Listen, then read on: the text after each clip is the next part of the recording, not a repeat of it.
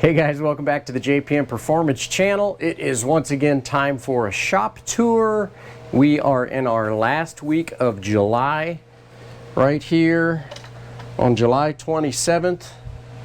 It's like the hottest day of the year, I think. It's supposed to be 104 degrees, so it was like in the 80s this morning. It gets cold here and it gets hot here, so it is what it is. Try and keep cool out there if you're out in this weather. I am glad that I have air conditioning in the shop, I can guarantee you that. So it's a nice 73 degrees in here. So, all right, let's get into the shop tour. So, last week I was taking apart all sorts of motors, getting things off to the machine shop.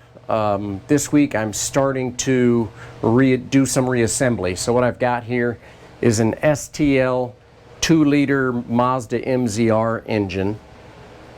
And waiting on the one thing that's missing here, which is connecting rods, and then I'll be able to completely put this together. I've basically got everything prepped, cleaned, modified, bought, all of the above. So looking really good.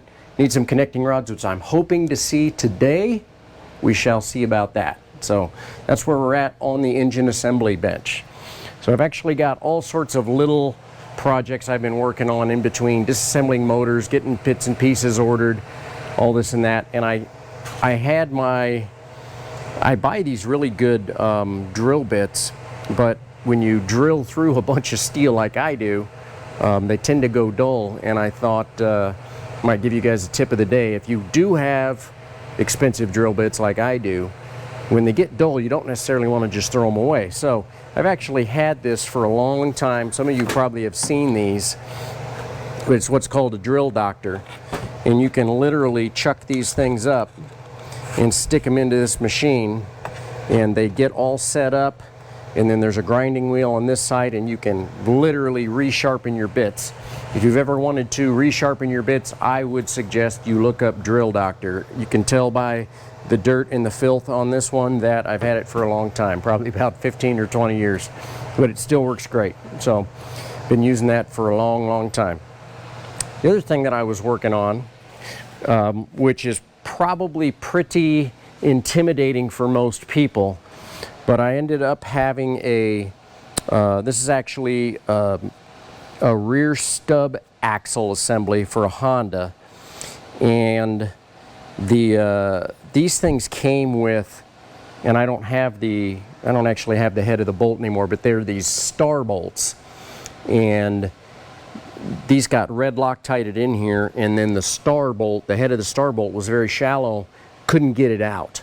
So I ended up drilling the head off and then having to extract this. So you can see what I've done here is I have drilled a hole in the middle of it, and I'm sure a lot of you guys have seen these extractor bits, right? Everybody's kind of seen these. The key to these extractor bits is to make sure that you grab fairly far down. I have found that grabbing fairly far down in the bit makes it grab much more than if you were to just try and barely engage this extractor bit. So take your time, drill it out a little bit at a time, and get that bit down in there. And once I was able to heat these up a little bit and get the red Loctite loosened up, they came right out. So that's another second tip of the day. There you go. I actually have this little kit that's got a number of different sizes, as you can see. So they've taken some abuse over the years, but they work most of the time. The key generally is knowing how the tool works. So that's the key to that. The other thing I wanted to show you guys, coming around this way, I actually had Steve Smizak send me some brake rotors. So these are some rotors off of his 370Z. And you can see that we've got some pretty good pad transfer right in here, but it's not consistent all the way around. And so what I'm going to do here is machine these. So why do we machine a rotor? Two reasons. For starters, when a rotor gets really hot, they get warped. So when you chuck this up into the brake lathe and you first start to hit it, that is untrueness. So what we'll do is we will start by setting up both sides And what you do is you just roll it all the way in, and you'll generally hear that it gets, not only do these rotors get warped, but they also get, I'm going to call it dished. So when a rotor gets really hot, it has a tendency to not only get out of true, but it'll also dish on you like this. So when we go to put some brand new pads back on here, they will be able to bed into a really good flat and true surface again. So that's why I have this machine. I don't think I've shown you guys this in the past, but I'm going to get these machined up and back to him so his next race he'll be ready to rock and roll. So working around this direction, I did get a pile of bits and pieces in basically for Bob Shader's new car, which hopefully will be here in the next week and a half or so. So actually purchased Brian Laughlin's T4 MX5 for Bob. The 370 is obviously sold. So I've got a new Sparco seat that is Bob's size, because Bob is a pretty small guy. And got, I can't remember exactly where I bought this seat, but I bought this, this is actually a purpose-built mount for Sparco seats to go into NC MX5s. I got this from Goodwin Racing. They have a really nice kit for that, and some new Sparco belts, because apparently the belts are expired in this car that's coming as well. And of course, brand new Hoosier tires. So trying to get Bob out and ready to go to the next High Plains race, which is the weekend of like August 16, 17. So we've still got about 3 weeks to get this car ready. Plus, John gets to unwrap what's currently on there, and we're going to do a whole new wrap job in the next 3 weeks as well. So there's always lots going on there. So this is kind of Bob's new pile for his new car. You can see I do have the hood off of the Mazda 2, and that's basically because I'm just getting ready to pump the fuel out.